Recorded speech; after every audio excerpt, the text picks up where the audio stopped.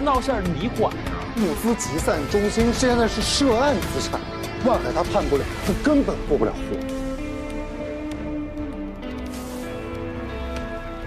要么这样，你让陈总想想办法，只要万海把货运站过给我了，我就放人。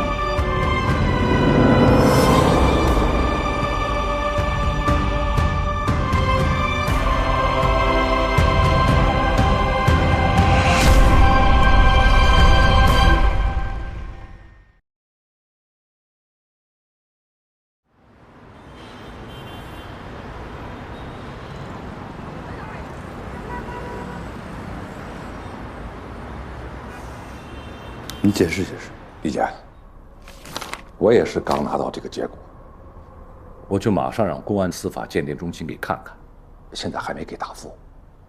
谢主任，你们当时跟我说的时候是怎么说的？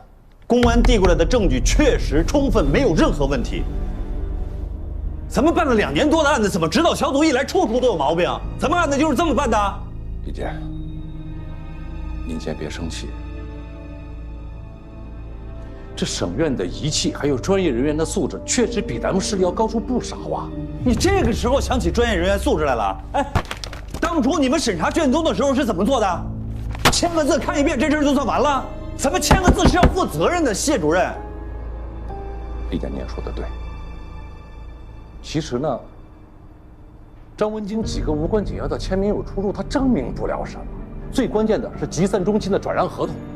省院技术中心已经下来鉴定，不是伪造，是真的。还有口供可以证明，他教唆证人做伪证，替万海开脱罪行。还有王玉等人指证他，这些足以证明张文京他就是万海的左膀右臂啊！真真假假掺和在一起，真的也会被质疑是假的。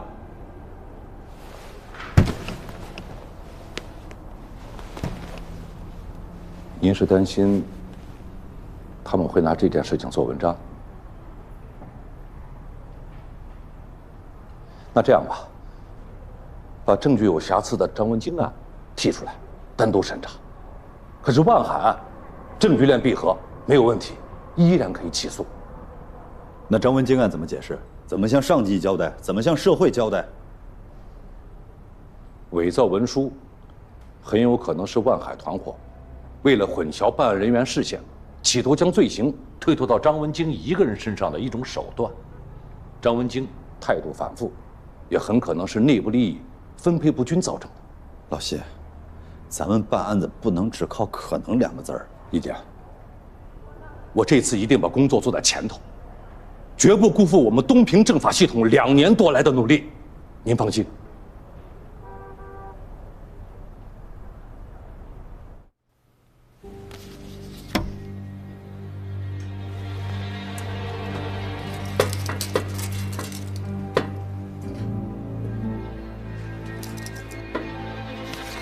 我上次跟你说的很清楚，是指导组自己查出来的，跟我没有关系。怎么了？我的当事人情绪有点激动，没事啊，稳定点啊，没事没事。别把事情搞大，你冷静点，听我解释行吗？你想干啥？首先第一点啊，王玉现在的所作所为不受我们的控制。第二点，你儿子大白天跑到人家办公室抢公章，还威胁人家。你跑到这儿就跟我说这个呀？你赶紧去救他！你弟弟万火也来找我，让我去给王玉说说好话。你说我该不该去啊？赶紧去！咱们俩相处也挺久的了，我自认为是了解你的，你应该了解我吧？我明白了，我是黑社会，永远是。我现在就去。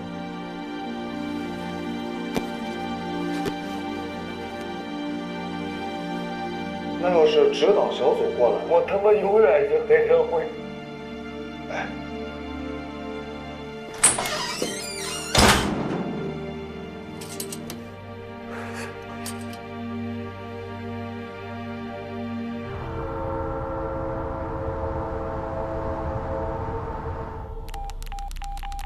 哎呀，说子健，你还真给这万家人当律师？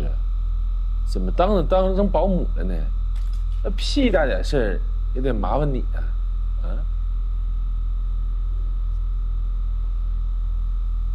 王总，出气，出完气就把人给放了，别惹事儿。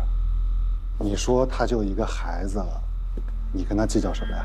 哎，我就是要给他关起来，这样的万家人呢，他能把这嘴给我闭上，不是吗？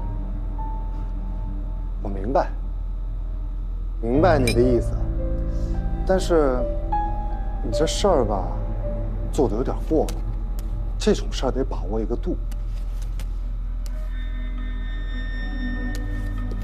来，王总，你看吧，哎，你这不也写了吗？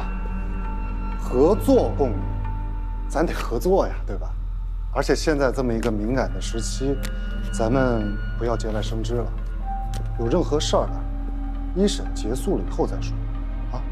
我就觉着呢，你们对这万家人啊，太客气了，还给他搞什么减刑？这要搁着我，哎，我要弄，就弄彻底。但是王总，我得提醒你，到目前为止，就这个集散中心，他的法定代表人还不是你，所以啊，他才敢过来跟我要这公章啊！他是抢啊！这地方是我的，他敢抢吗？他那天报警了，警察来了，是不是也得说这地方是他们家的产业呀？如果我把他放了，他再过来闹事儿，你管呀？物资集散中心现在是涉案资产，万海他判不了，他根本过不了户，他现在归你了，所有的收益都是你。你知道陈总花了多大的力气吗？都已经花力气，还在乎我这点吗？我等多久了？3年了，让我办的事儿，我是不是都已经办了？陈总一手遮天呀，啊，上通天，下通地，我这点事儿动动嘴皮子就给我办了呀，完了吗？是。哎呀，可是陈总真的没时间管你这些鸡毛蒜皮的破事儿。我这是鸡毛蒜皮的事儿。来，哎，你过来，你看看外头，啊，我外面有8条铁轨，我这是鸡毛蒜皮的事儿。你们多大产业，我这鸡毛蒜皮的事儿。你到底要干嘛呀，王月？你到底要干嘛？你说。想让我放人是吧？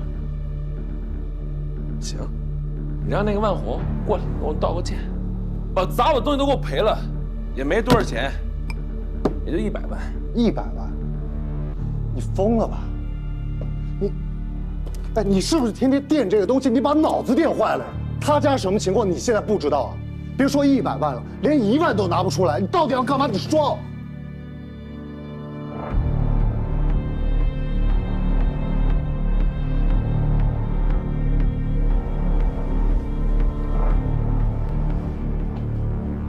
要么这样，你让陈总想想办法，只要万海把货运站过给我了，我就放人。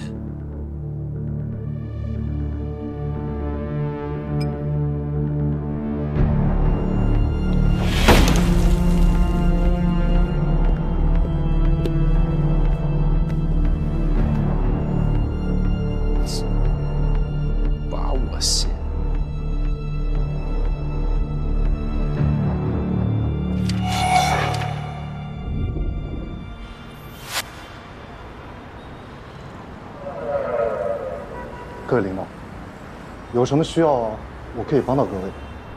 最近见过望海吗？原来打算是要见的，但是我这手上的案子呀，真的太多了，这个准备去成。有个问题，我上次就想问，你是怎么成为望海的辩护律师的？其实，是他找的我。不过你也知道，东平吧，也就这么点大，有刑辩经验的律师来来回回也就这么几个人。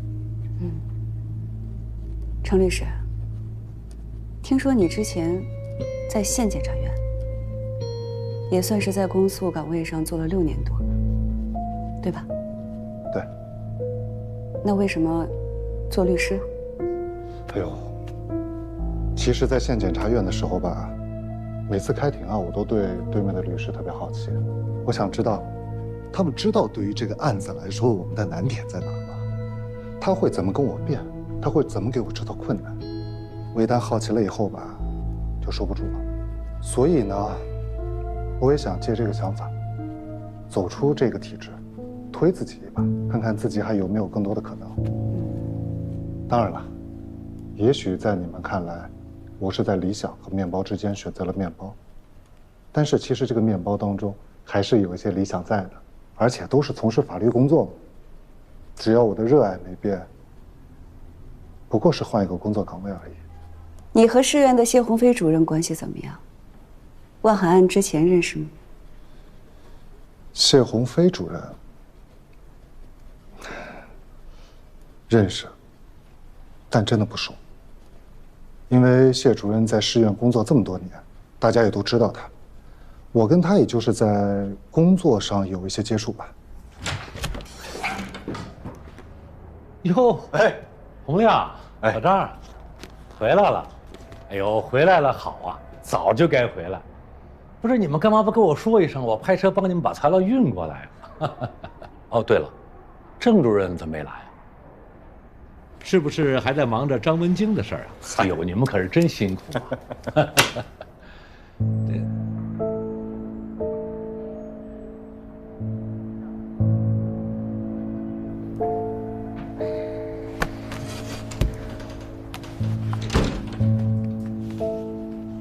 本来呢，正要向你们汇报关于张文京笔迹鉴定出错的事儿。我们已经找公安机关核实过，公安司法鉴定中心的王主任承认是他自己能力不足，没看出来。当时啊，鉴定量大，又没有仔细做，所以才出现了这种技术性的鉴定结果偏差。哦，对了，我们已经给市局发了检查建议，要求他们纠正整改。啊，就因为他一个技术偏差，因为一个能力不足，张文京人一辈子毁了，你这坑人的嘛。是啊，其实啊，这件事儿呢，我也有责任。李检呢已经严厉的批评了，换一下。哎，不用不用，实事求是嘛。我工作的失误就是我的失误。学学老同志。我确实对我们市局的鉴定中心呢太信任。你说我如果对证据材料进一步核实的话，哎，他可能就不会出现这样的错误。哎，但是我现在有一个问题啊，就是现在已经知道这几份签名是伪造的，谁伪造的？伪造干嘛？就这个事儿，咱是不是还得接着查呀？是要查，必须要查。我们办案组啊，在第一时间就开会讨论了，啊。这是会议纪要。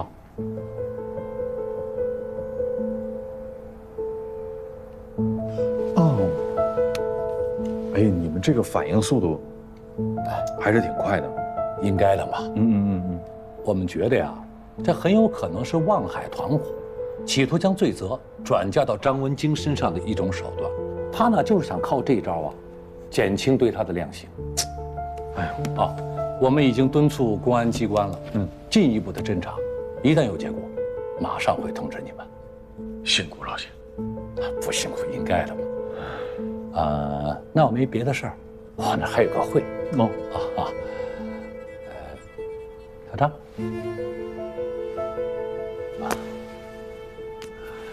行，你忙啊。那天早上您几点到的？哪天早上？就呀，乔振兴告别会，您几点到的呀？我大概比你早到7、8分钟吧。那您和李简谁先谁后啊？我们俩前后脚到。您当时走的是哪条？没完了是吧？为了那通电话，过不去了是吧？这个月的12号，谢鸿飞主任给你通了一通电话，你们聊了些什么？打了电话呀？有吗？有。12号早上。喂。省院要进行2次尸检。啥尸检啊？省检察院派的指导组要对乔振兴的尸体进行2次尸检。什么时候啊？一会儿告别仪式结束之后，必须把这件事情处理好。我知道了，我来处理。通话时长56秒，这是你和谢鸿飞主任到今天为止通过的最后一通电话。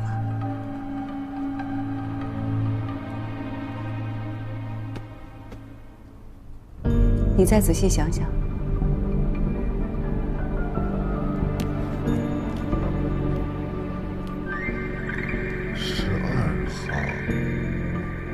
洪亮，咱们俩认识60多年了吧？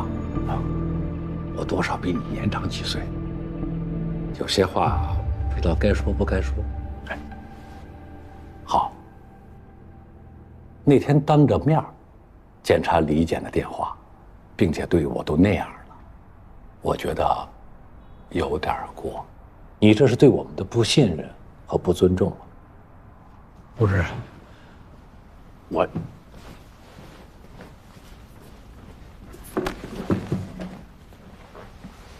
关起门来，我高低得跟您叫声老哥。我其实已经憋了好几天了，一直就想寻这么一个相对比较静的一个环境，单独。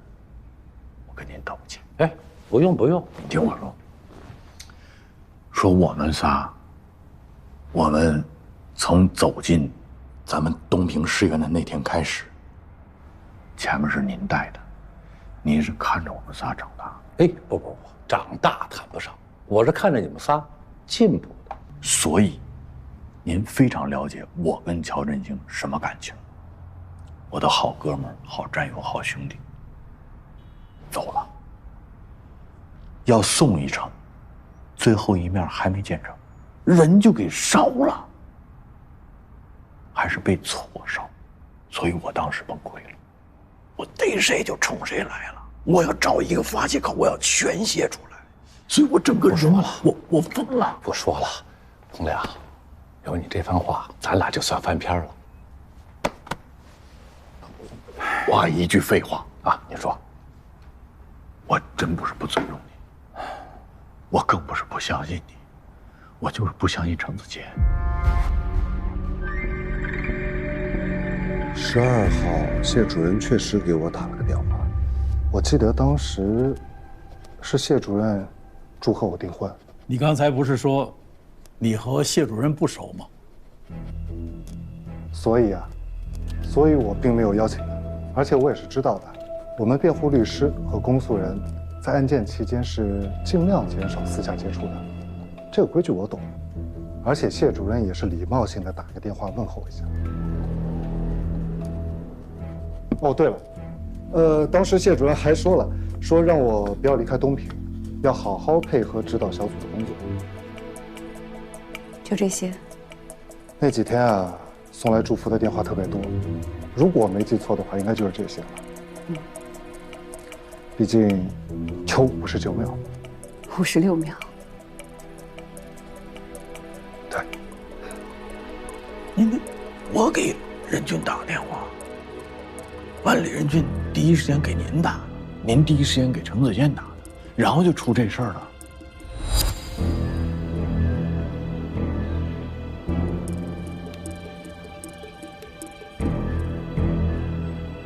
喂，省院要进行2次尸检。啥事件啊？省检察院派的指导组要对乔振兴的尸体进行2次尸检。什么时候啊？一会儿告别仪式结束之后。好，我知道了，我来处理。处理好。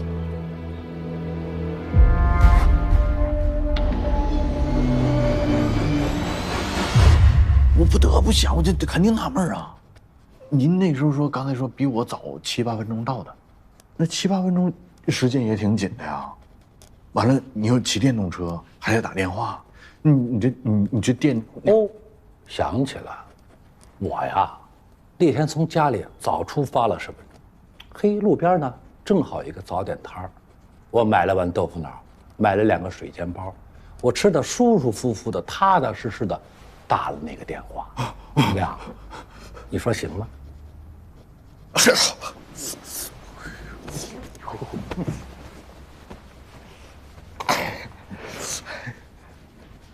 那你为啥要给程子健说2次尸检呢？我没有给程子健说2次尸检的事儿，我是跟程子健说，让他做万海的工作，配合你们指导组啊。我们要给乔振兴做2次尸检，你让程子健找万海配合。万海在里边关着呢，万海以前能主刀啊？嗨，老乔做2次尸检跟我没关系。可是万海不配合，跟我有关系。蓝书记再三叮嘱我说，让我一定要配合你们指导组工作。这不是前不久吗？那个郑主任跟我一起到看守所提审万海吗？万海态度那个差呀，所以我就一直在想，我无论如何要给程子健打个电话，要让他做万海的工作，配合你们指导组啊。我们也就说了1分钟不到，洪亮，你看行不行啊？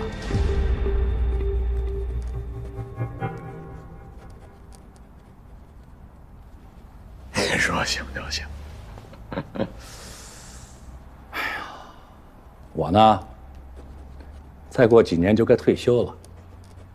但是，我是一个干了30年的老检察，纪律我懂，底线我还能守得住。跑风漏气儿的事儿，我不会做。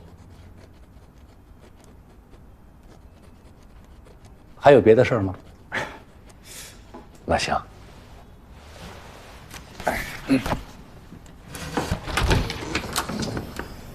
有事儿随时找我。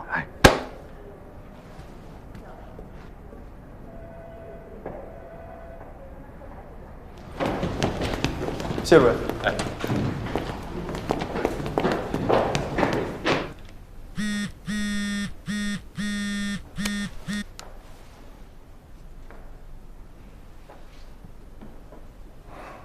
那今天先到这儿。那我送各位领导啊。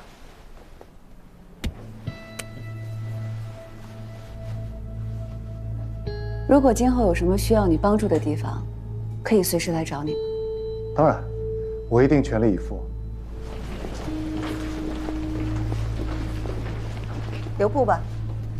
那行，那我就不送了，慢走。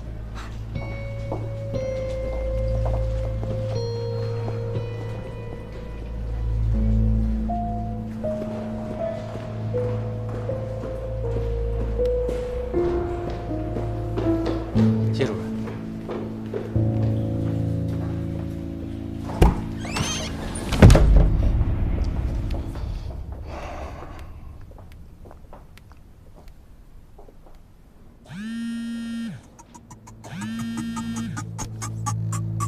哎，小周，把这个卷宗去存档。好。把门关上啊。好。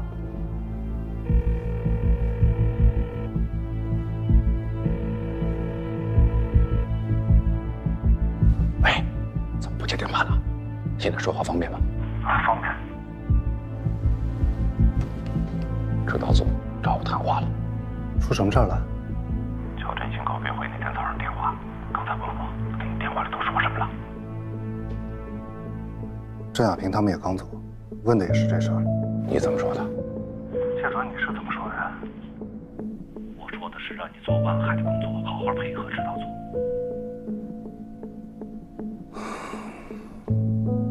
完了，你怎么说的？我一开始说的是你祝贺我订婚。啊？这怎么能对上了？你脑子里是有水呀？你别着急，后来我给圆上了。我说，你让我别离开东平，要积极配合指导组调查，这不就对上了？其实他今天突然过来这么一问，我确实没想到。而且人家已经清楚的把通话时长56秒告诉我，这明明是调查好了的呀。这事儿现在关系大吗？这样，指导组要是再问你，就说你记错了。我跟你聊订婚的事儿，不是在这个电话里说的。谢主任，我觉得要不现在你去找洪亮，就说你突然想起来了，你把我的这个版本跟他说一遍，这样比较自然吧。不行，这趟是指导组混不过去的，你给我记住。要是指导组不再问你，那就算了；要是再问你，你就说你记错了。你给我记住了，我给你打的电话内容是：做万海的工作，好好配合指导组，听明白吗？行吧。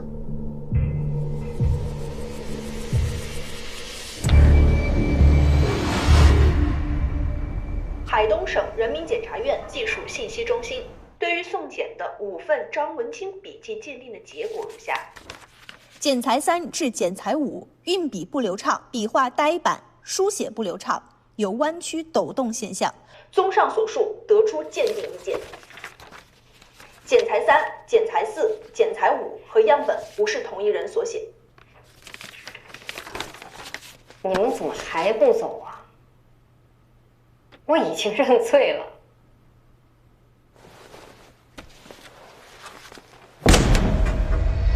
这个结果意味着什么？你很清楚。证据有问题，你的案子没有结束。郑主任，给你添麻烦了啊。上次的时候我说的很清楚，认罪认罚，请求宽大处理。张文京，我们一共讯问了你2次。第一次，你坚决指控东平公检法栽赃你和万海是黑社会，可第2次，你却来了个180度的大反转。能告诉我们原因吗？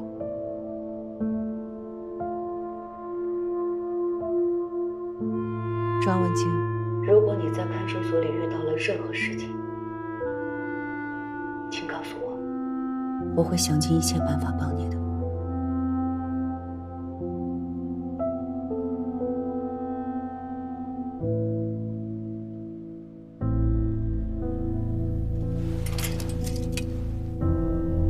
我以为我可以坚守是非黑白，恪守法律理想。经过这几个月，我确实是做错了，我确实做错了很多。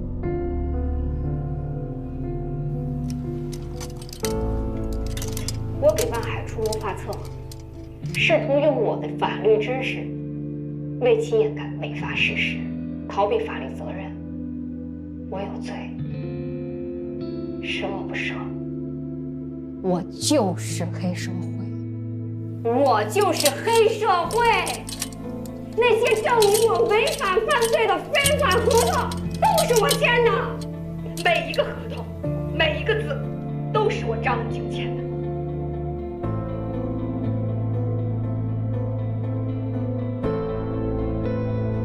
张文清，请你珍惜机会。乔振兴都死了，我只想活着。你怎么知道乔振兴死了？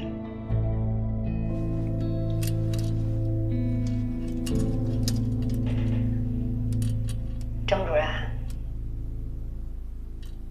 东平没有秘密，我认罪了。我已经认罪了，你们不要再来烦我了，你们可以离开东平了。我求求你们不要再来烦我，离开东平，滚出东平。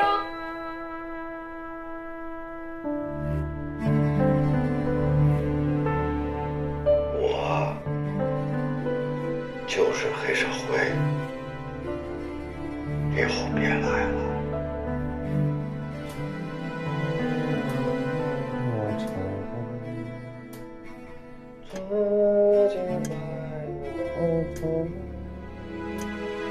自从我和你分别后，我就走进监狱里头。他们显然是受到了威胁。子言，问问世苑，邵小燕家的地址，我们得找到她。如果她也受到威胁，我们的线索就都断了。这可能是我们唯一的突破口了。好的，主任。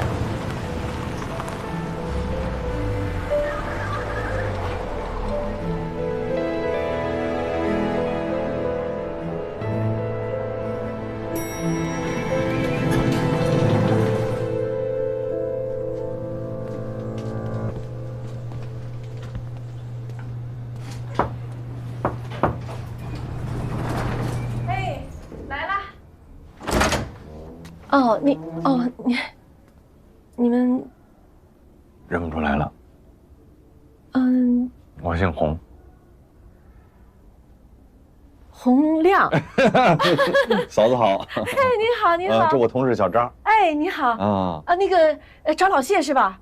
他在单位呢，没在家。啊，我知道，我刚从他们单位回来，也刚跟他谈完话，现在要跟您聊聊天。啊，找我呀？嗯，方便吗？方便。哎，来，进来。不用换鞋哈。啊，不用。好，来吧。嗯。坐，别客气啊。坐。洪亮，一晃咱们也得有10几年没见了，是吧？对。嫂子，你们家以前不住这儿啊？以前住那老城嘛。老谢跟我说了，说你跟着那个指导组啊，到东平来，我还跟他说呢。让他请你来家里吃顿饭，可他说了，你们太忙了。来，小伙子坐，喝水。谢谢。小伙子来坐，坐。你也坐。啊。喝水。录个音，可以吧？正常流程。录吧。洪亮，你今天过来专门找我，有什么事儿吗？闲聊吗？啊，聊。嫂子现在还上班吗？我呀，2年前生了一场大病，后来呢就办了病退了。现在身体怎么样？就那样吧，反正就在家歇着了。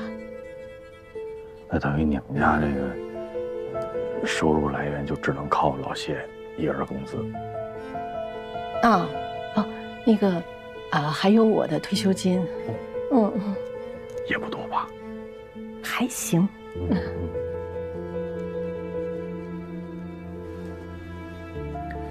我记得好像。老谢有个妹妹叫谢红雨。哎呦，我那小姑子啊，从小身体就不好，后来不得了那个肺癌嘛，我们家那钱呢，全都用在她身上了，我都见不着老谢的工资，一发工资，老谢那钱就用到医院那儿去了。现在人怎么样？人走了。多长时间？有8、9年了吧？哎，但是嫂子，你这边还有个兄弟是吧？啊，对，那个我有个哥。哦，哥。他们家怎么样？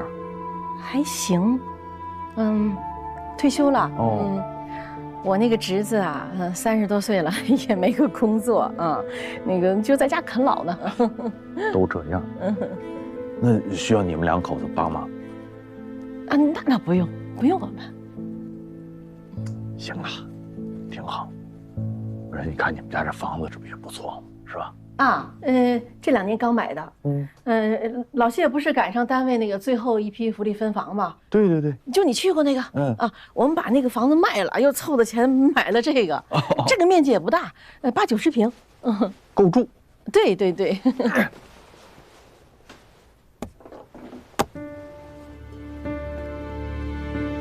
全额还是贷款？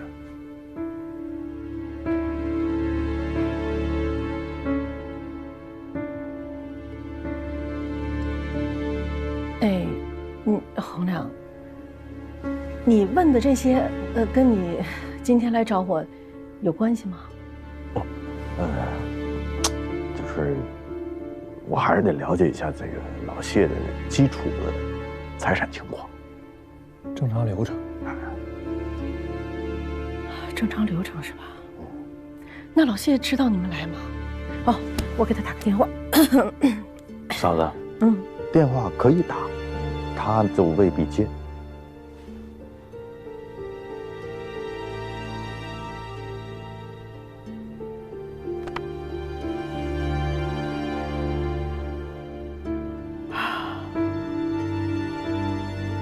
我们老谢是出什么事儿了吗？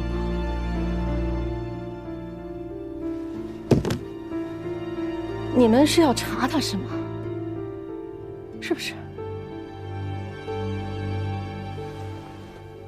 凭什么呀？啊？老谢怎么了？他自打参加工作以来，每天兢兢业业、勤勤恳恳的。这些奖杯啊，10年前你见过，那是多少？现在有多少？这说明什么呀？这说明这是领导对他的认可，同志对他的肯定。老谢，你不了解吗？啊？你刚进检察院的时候啊，大过年的，老谢把你们3个人请到家里来啊，专门让我给你们包饺子啊，让我保证你们每个人都能吃到包着刚包的饺子，这是为什么啊？他怕你们想家，这些你都忘了？哦，刚才你进来一直在问我们家的钱啊，你是不是怀疑他有经济问题？我告诉你，我们家没钱。以前那些钱都给我小姑子看病了，这2年的钱都买了这房子了。老妈生病了，在乡下没钱请保姆，我们请不起，我们没钱。我告诉你，我们不是那个贪官，不是乔振兴，我们家搜不出300万，我连见都没见过300万。小伙子，你刚才说什么来着？正常程序是吧？对。来，手续呢？我看看。文件也行，有吗？暂时也没有。没有是吧？请你们出去。我们家不欢迎你，出去！出去！拿着你的笔走，出去！怀疑我们老谢，瞎了眼了。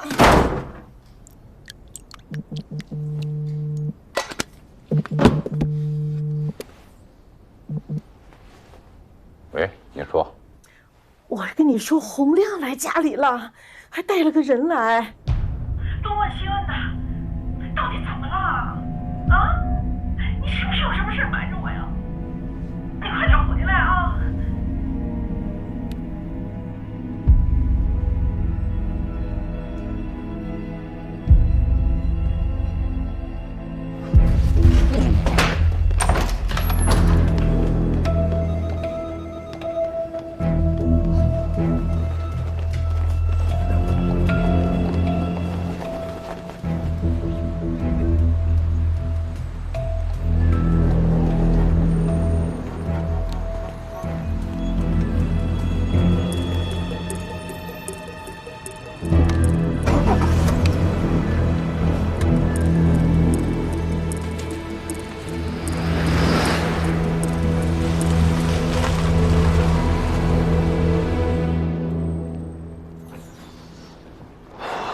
什么都没问出来。哎，胡老师，要是刚刚那电话他真打通了，怎么办呀？打通了，打通你就得接，我接，我接，我说什么呀？年轻同志必须得要经受锻炼，做咱们这个工作，坚决不能害怕得罪人。那洪老师，我问问你，如果这电话要是您接了，您说什么呀？我不能接，我不能得罪这个人。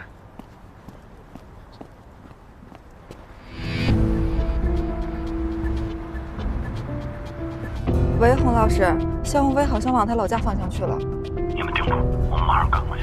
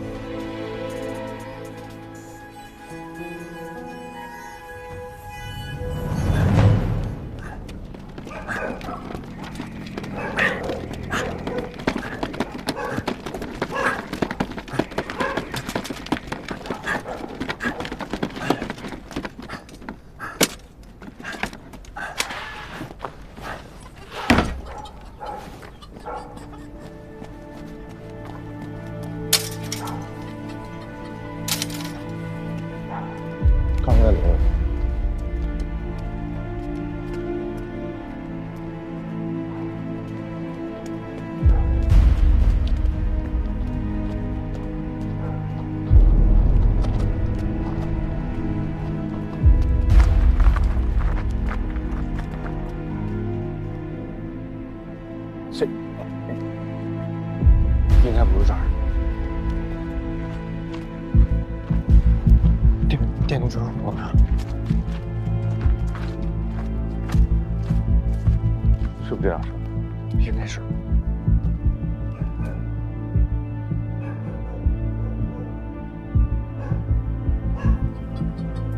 你先进。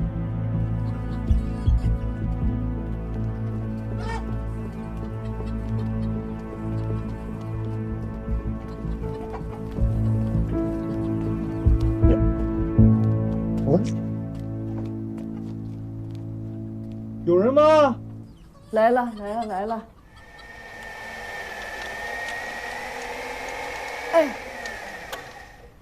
哎，大娘您好。你们是谁呀？啊，这儿是谢鸿飞谢主任家吗？嗯。我们是那个谢主任的同事，来了解点情况。他在单位呢，你们怎么找这儿来了？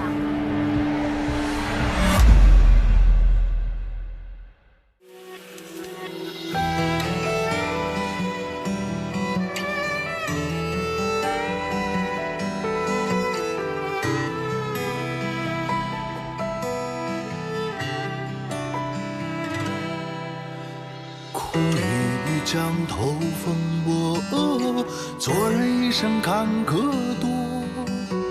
兄弟，我心头上有件事儿啊，那不见孟婆不得过。自古黑白分颜色，别扯放下就成佛。好人都未必能有好报啊，那坏人凭啥享安乐？为一口气，为一个理，为一场棋，老子走到底。我要走穿这条命，去看雪兰花。我要踏破这双鞋，光脚平风沙。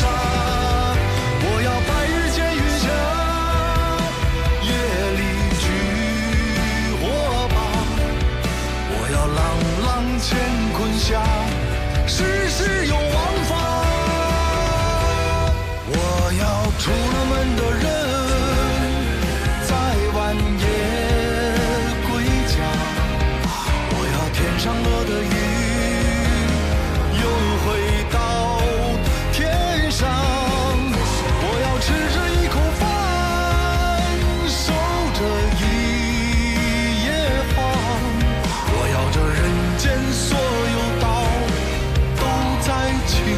下。我要走过近的人都已有眼疤，要让那窥过心的鬼目中有王法。